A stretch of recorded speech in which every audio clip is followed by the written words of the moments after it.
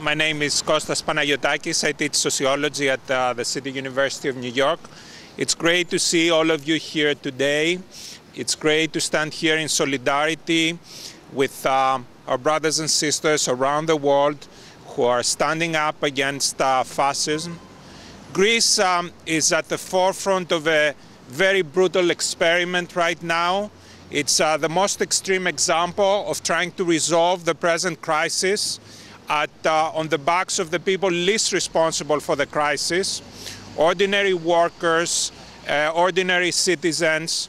Their basic living conditions are being brutally assaulted.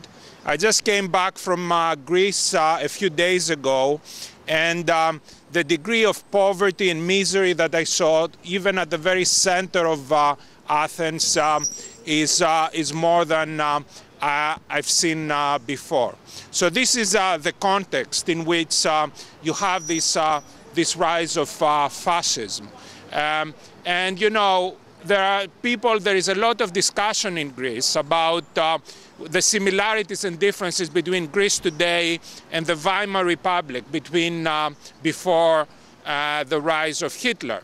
And of course, you cannot sort of establish any direct parallels. There are always important differences. But one of the similarities, of course, is the kind of brutal economic policies that were followed in the 1920s, where policies that did the exact opposite from what should have been done, that deepened the crisis, deepened people's hunger, desperation, and so on.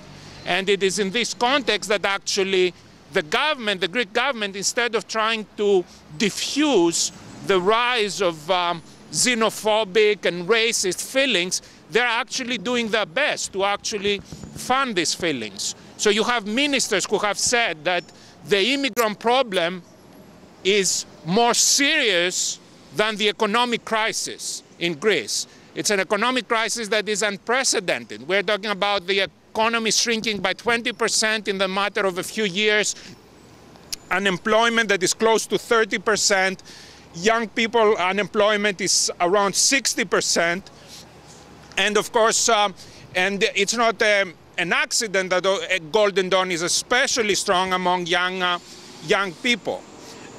So this is a very sort of toxic situation in Greece, and it's in the same way that that Greece is at the forefront of a sort of very vicious experiment.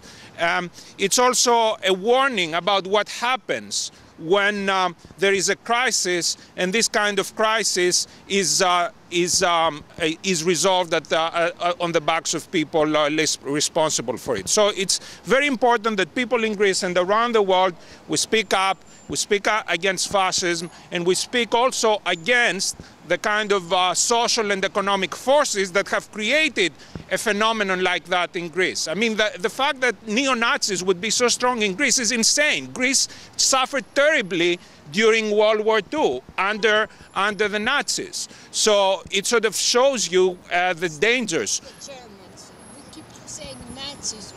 The Nazis not an ethnicity, they were the Germans. Well, it was Nazi Germany. It was a Nazi regime that basically led to great suffering, so that there will be Greeks who actually present themselves as being, you know, patriots and nationalists and all that, who would actually support neo-Nazis. It sort of tells you about the kind of degree of insanity, dangerous insanity that occurs in times of deep economic social crisis, especially when these crises are addressed in the kind of counterproductive and dangerous way that they're being addressed in Greece and around Europe. Thank you.